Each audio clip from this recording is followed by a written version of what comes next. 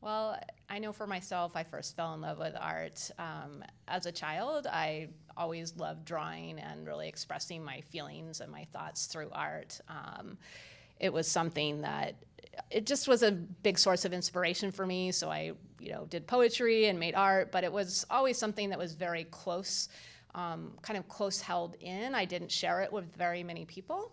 And I think when I went back to school to get my master's in art therapy, I was pregnant with my daughter at the time. And so I really saw how that experience changed my art. And there were always these kind of round, enclosed forms and very organic kind of shapes, things like that. And I think that experience really caused me to fall in love with art even more and really begin to, explore what art was going to be for me and the way that I wanted to, be able to explore those kinds of things. So really looking into sculpture and working with different types of media from around my home, nests and branches and seed pods, things like that, and to kind of express what was going on inside, but then also to be able to share that with others. So I know that's when I first fell in love with art, and I know you've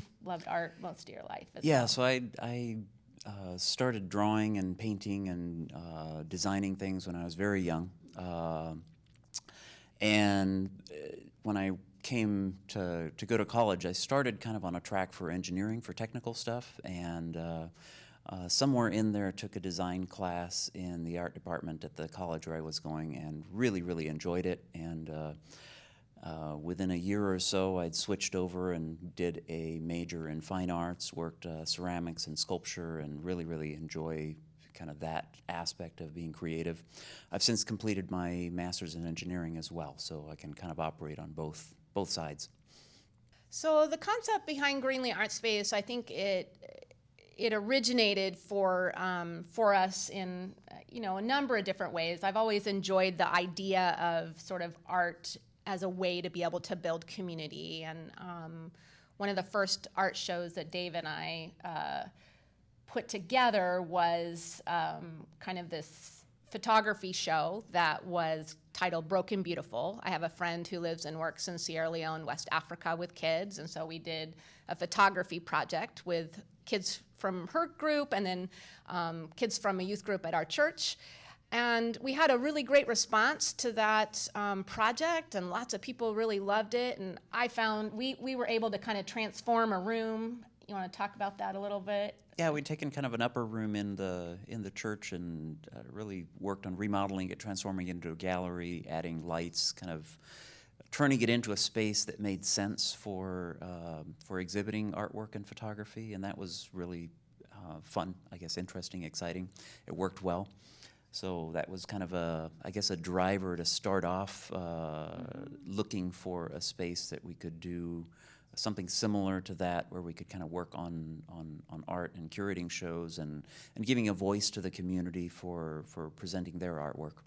Right. So I think, Dave talked a little bit about how he's from Peru, and his grandparents actually lived in the jungle, and his father was born in the jungle. And so before we kind of started Greenlee, we had gone out to the jungle together, and I noticed just how being in that lush, green, rich environment was so inspiring to me artistically. And I noticed how my children, they were creating different things, and Dave was drawing, and I was drawing and writing. And so I was thinking about, my background with growing up in Northern California, always being surrounded by sort of natural beauty. I wanted sort of to bring a sense of that to a space in a city. So that idea of Greenlee, it's about things that are growing, how we can help individual artists to grow and to nurture, and how we can also build like community together. We find that at our big shows, things like that, over the years, it's like family. It's about sort of bringing one another together and encouraging each other. Because I think, artists, we can tend to be more singular individuals, and it can be harder to find people that you connect with. And I think that's one of the things that Dave and I really, find that we're passionate about, is connecting with our community and connecting other artists with one another. And just the creative in each one of us. I think, you can maybe speak a little bit to that. We didn't really want to have it be this, we want there to be good quality work, but we didn't want it to be sort of I don't know how to put it, I guess. Yeah, and it's not an elitist gallery. There It's we go. not something Thank that's you. in a gallery district, looking at high art and looking at high end things. I mean, we're very conscious of the quality of the art and making sure that we have very good quality work and strong artists. But it's not about, I guess, the hype and the sometimes the subculture that goes around the high end galleries. Yeah, and we want to be not driven just by like commercial concerns. It's really about sort of encouraging the creative in everyone. So we'll have, in our last show, one of the last shows that we did, we had, a high school student who had never shown before. She was super excited. In our opening, she was talking with an older artist that we'd worked with over the years, and they were encouraging one another. And so that is really that sense of community and of, the quality is very good, but it's not about sort of that you have to be known and you have to be this professional artist to show with us. We want to give opportunities to everybody. So. So, services the art space provides. We have a couple art therapists that rent out one of the rooms to do therapy with individual clients or sometimes group clients on a regular basis. And then we do shows, we curate shows, we work with members of the community to develop those shows. We work with sometimes groups of artists to develop shows. And there's also sometimes classes and sometimes group or community events that we facilitate. Yeah, we've done a number of things over the years, and I think like with anything, there's things wax and wane over the years. So we've had, like an artist lunch where I had a number of artists who would come and we'd bring in different things and sit and talk together. We've had, we did something for a number of years called the Hope Project, where I got together with a group of artists and we created artwork around this idea of hope once a week together at the space. We've had an open studio group, which has turned out to be mainly kind of with art therapists, and that's kind of an opportunity to share to share our work together, to come up with an intention and to create something. One of the things that we're looking to do, that I'm really looking to open up and do this next year, there's a few things that I really want to sort of add into what we're doing. I want to add in some art meditation times during the day as well as maybe over the weekend, because I really feel like art is an amazing tool to be able to sort of explore what's going on inside of yourself and kind of that journey aspect. And I really would like to start making the space more available for individuals to do that. Potentially, we have done art mentoring in kind of a more informal fashion with artists who are interested in showing at the space. And now that we're getting a little bit more people, more people knowing about us, I have more artists who are interested in that. So I'm thinking about offering art mentoring in a more sort of maybe formal kind of a way. And then I really want to start again. One of the things I went last November, I was fortunate enough to travel to Delhi, India with a group called Art for Change. And I got to work with a group of, it was about 12 national Indian artists. And it was really exciting kind of work that we did there. And one of the things we had to do was present on sort of our trajectory, or how we became an artist and where we saw our artwork going. And that's something that I really want to start at Greenlee with the artists in the community, a time for other artists to come in and to hear about some of the artists and their trajectory and see some of their work. So I'm thinking about, those are some of the things I'm thinking of starting up in this next year. We've had so many different shows over the years, and it's really been a joy, I think, to be able to work on those shows. And so maybe I'll pick out a few of my favorite over the years, and okay, you can maybe pick out a few of yours. Let's see where to start. Let's see. we had one of our first kind of larger group shows that we did, that it was called On Silvered Wings. And the idea behind it was about birds. And so we partnered up with a place called South Bay Wildlife Rehab. And they actually were able to bring birds to the event. So they had hawks and owls. And so I still have individuals who come to our shows who talk about that opening. And we had, I think that was probably about 40 artists that we had in that show. And it was all different types of birds. And it was just such a beautiful event where we had, good food and good conversation. And the artwork was really beautiful.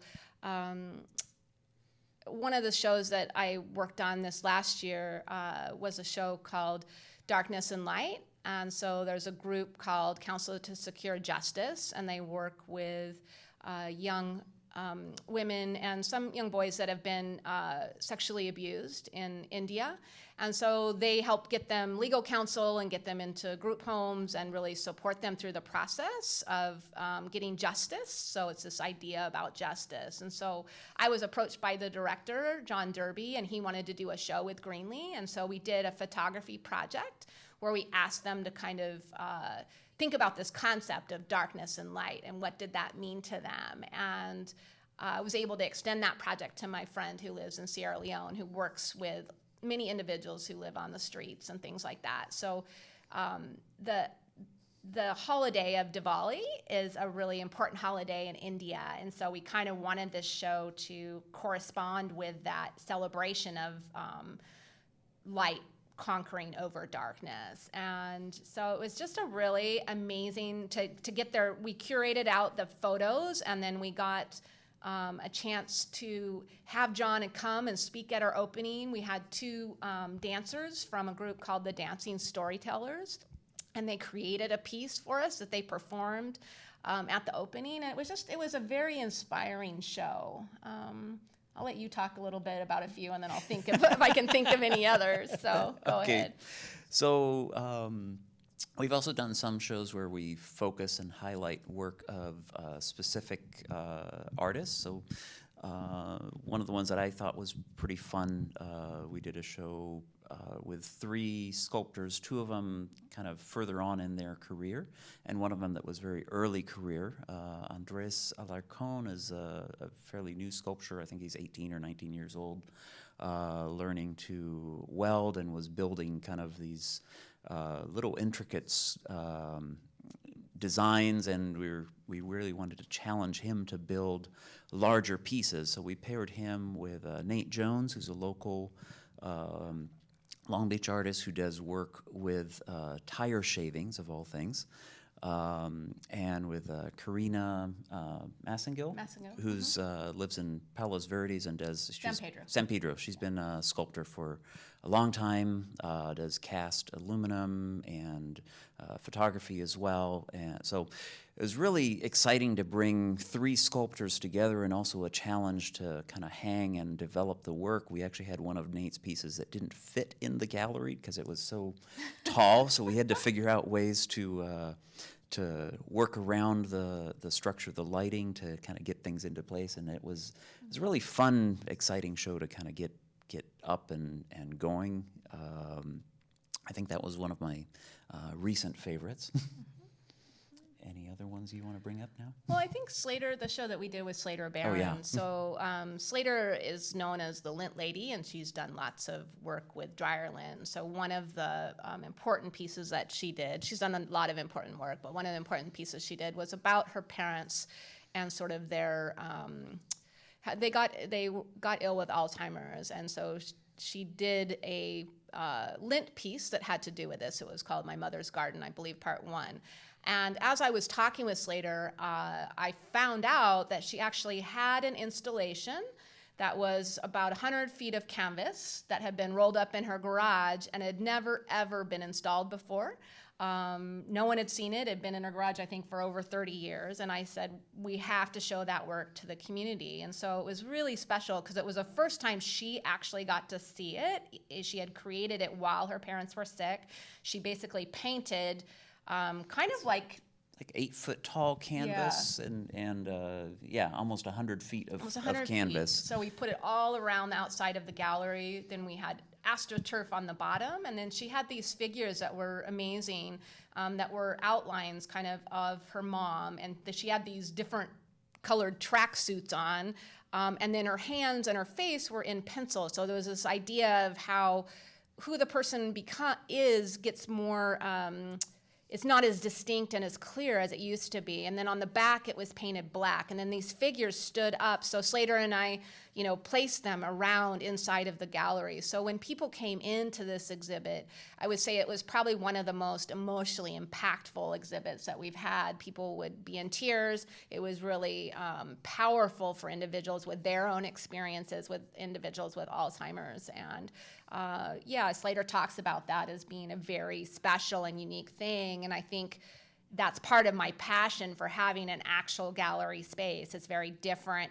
You can see a picture of something online, but to be in the presence of the work, to have the work surrounding you like in an installation, that is not something that's going to happen if you don't have a space to do it in. And I think that's one of the reasons why we love having our actual space. And it's also something that's fairly difficult to do in a commercial space, because it's not like you're going to sell this installation and gain money off of a commission or something. So it's being able to have the space and really focus on the community and being able to do these kind of concept shows and things that really highlight the wide variety of art, I think, is important for us.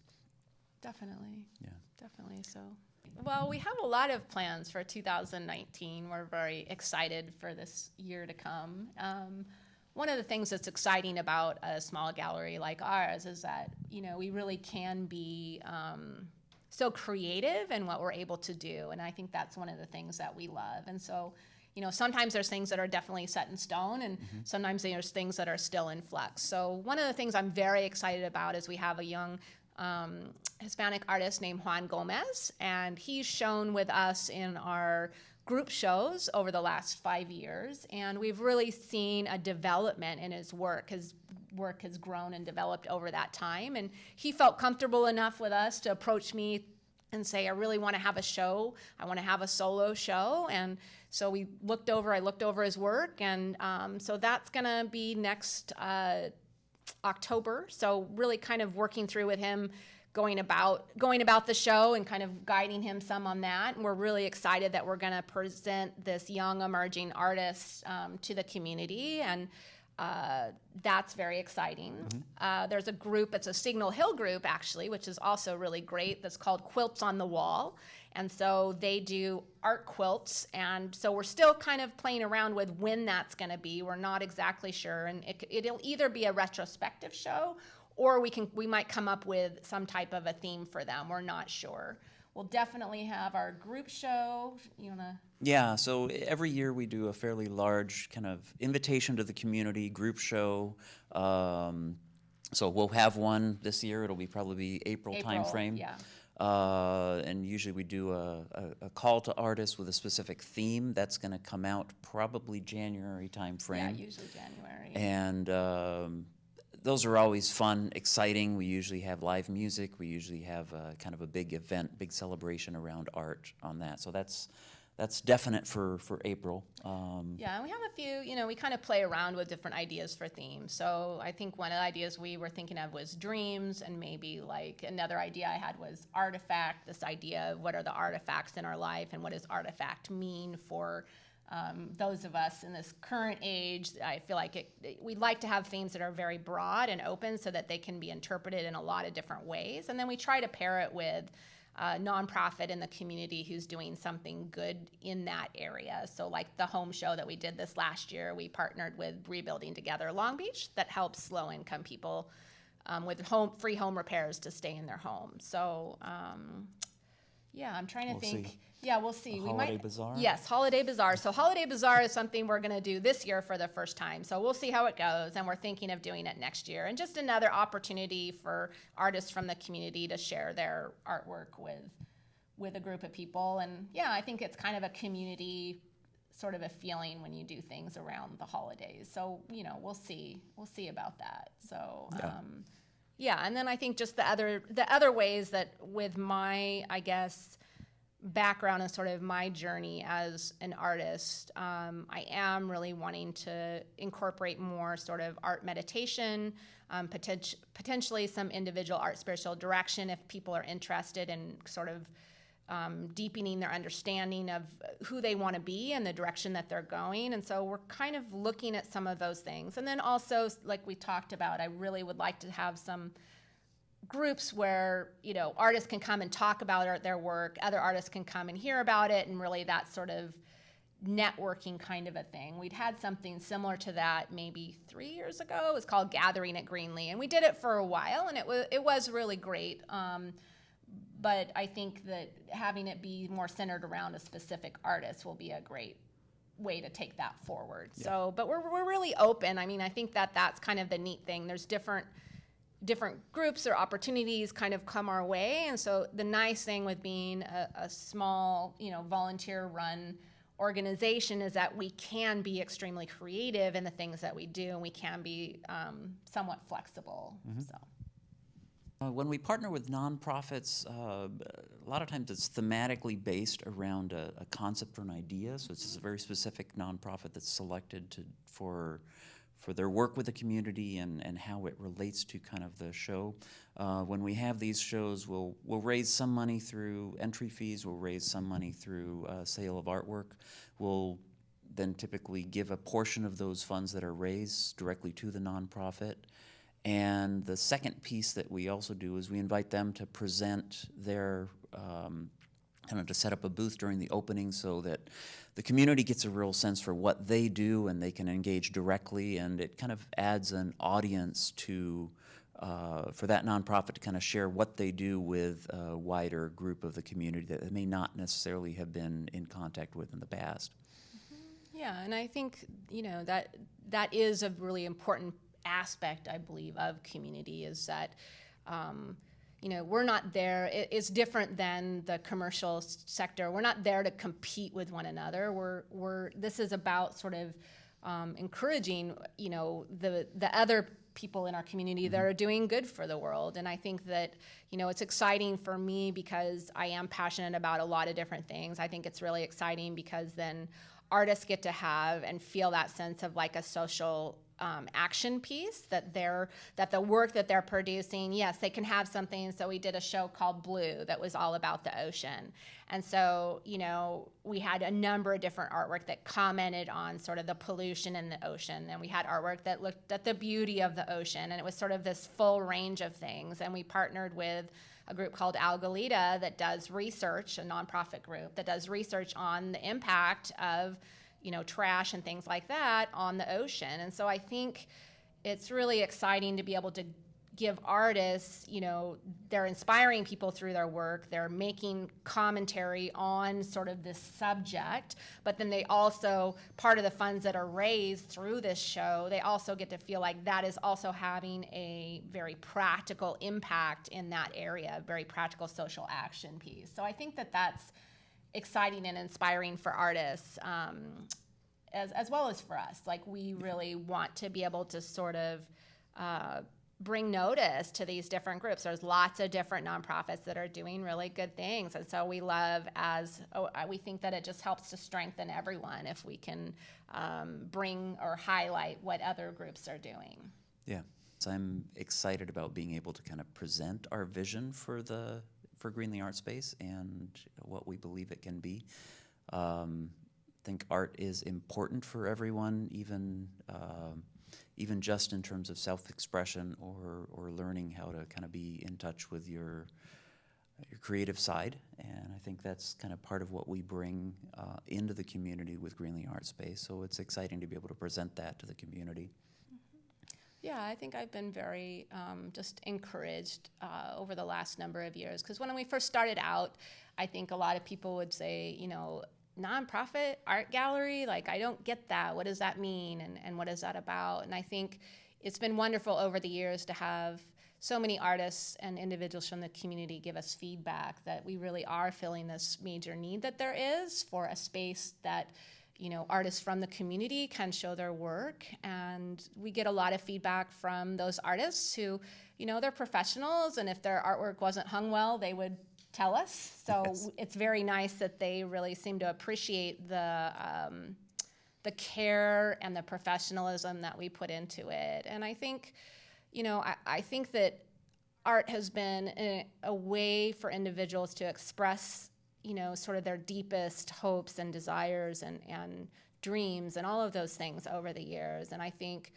for a community to be a full and wonderful place to be, I think you need to have spaces that are dedicated to the art. And it takes sacrifice, it takes hard work to be able to bring this to the community, but we feel very fortunate that we are able to do that, and I'm excited for the ways that we can maybe continue to bring a space of quiet and of beauty, and a place where people can stop and think and maybe get in touch with their own creativity.